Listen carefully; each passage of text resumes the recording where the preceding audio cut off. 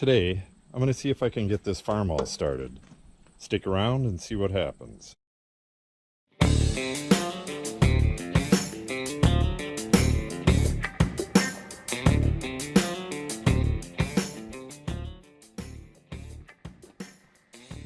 First, I got to move my awesome little hydraulic system out of the way. I don't know if you've seen that video. It was listed as a Farmall lift-all, but it's not. It's a Char-Lynn. Oh, what is that? A Char-Lynn dual action, some stuff like that. There will be a video on that. I got a owner's manual for it coming on from eBay. Oh, this is too heavy to do one-handed, I think. Well, maybe not.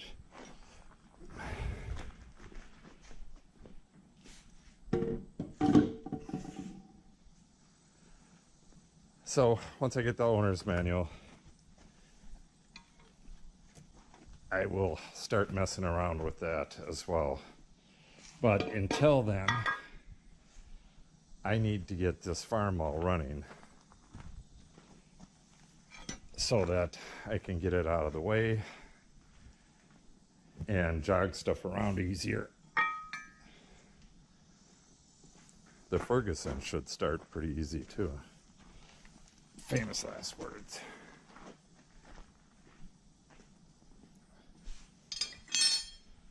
Now this thing, I do not think I'll be using this.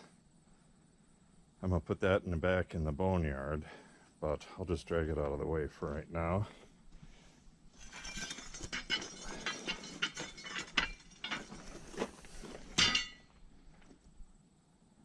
Okay, onto the Farmall. When we messed around with this last time, my nephew had put the battery box on and he ran some shielded wire for me. And he tried to get this started. We charged up the battery and he revved it up a whole bunch of times and then went in and cleaned up the distributor cap a little bit. Then it started to pop like it was going to start, but the battery was already too dead. So I've recharged the battery and I have the right length cables for this. So what I'm going to do is put the cables on, and then I have a replacement cap and plug wires. I'll get those on as well, and then we'll see if this thing starts. Okay, here's the parts. Distributor cap, plug wires, and battery cables. I also have a Pertronix igniter, but I don't know if I'll put that on right now. It should start with just this stuff if the battery hasn't gone dead again. So, first of all, I need to get this switch on. Let me show you that switch. Actually, this is the, what is that called? A magneto cutout switch, which is basically a start switch. The magneto cutoff switch just grounds out the ignition system. So that's about all that does. You have to pull that up and then give her a crank here. On this tractor, you have to make damn sure you're in neutral or it will run you over standing right here and pulling on the starter. Okay, but I was looking for this. I got this, it turns out I got this 3 years ago when I got the tractor. I was thinking it was 2 years, but it's already been 3 years. And this is the correct switch for here. This is for the lights.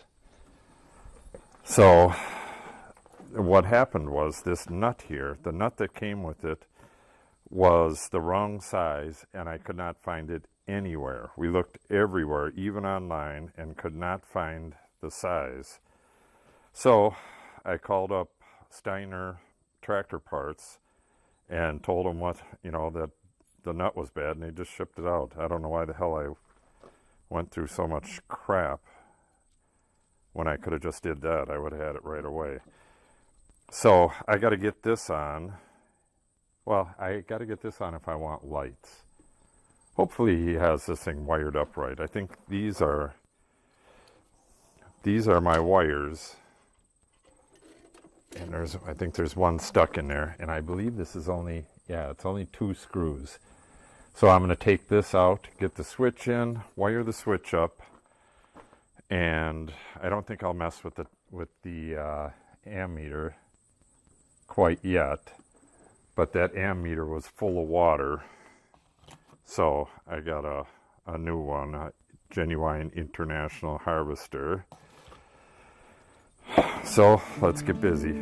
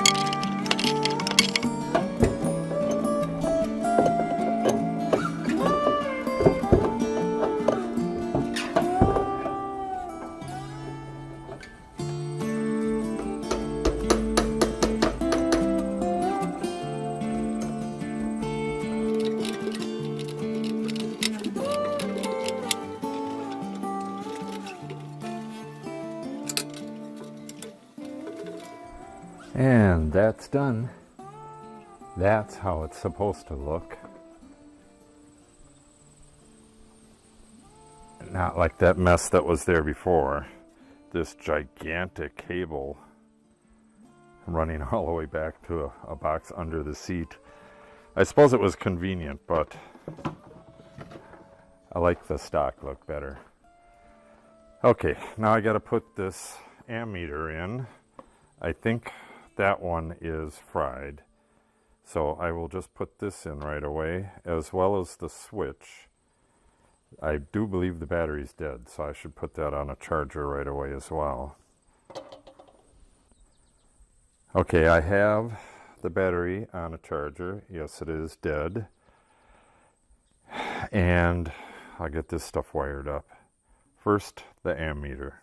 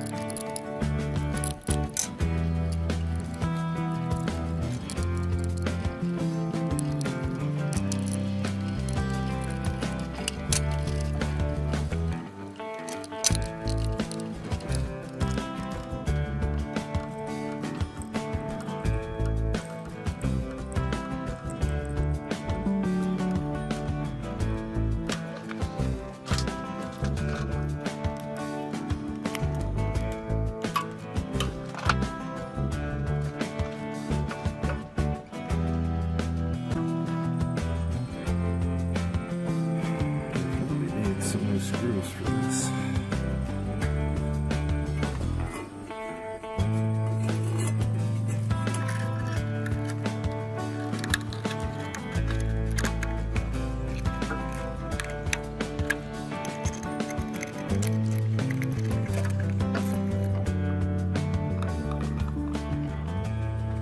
Okay, now for the plug wires and the distributor cap. Not much to this.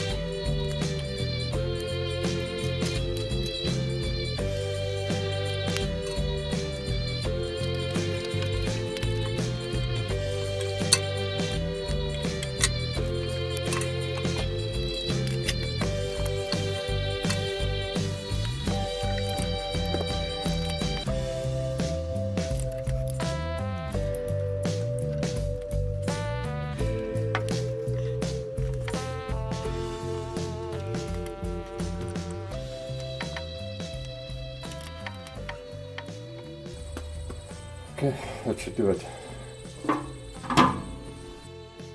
Well, that wraps it up. All done. Got the distributor cap on, the plug wires. Got the switch on. Might have to turn the switch. There's a decal for this. And I think it starts in this position, but no big deal. It's just turning the knob itself. That's a OEM style knob. That's what they look like. So I got to get this place cleaned up and then see if I can roll this thing in so it can charge overnight.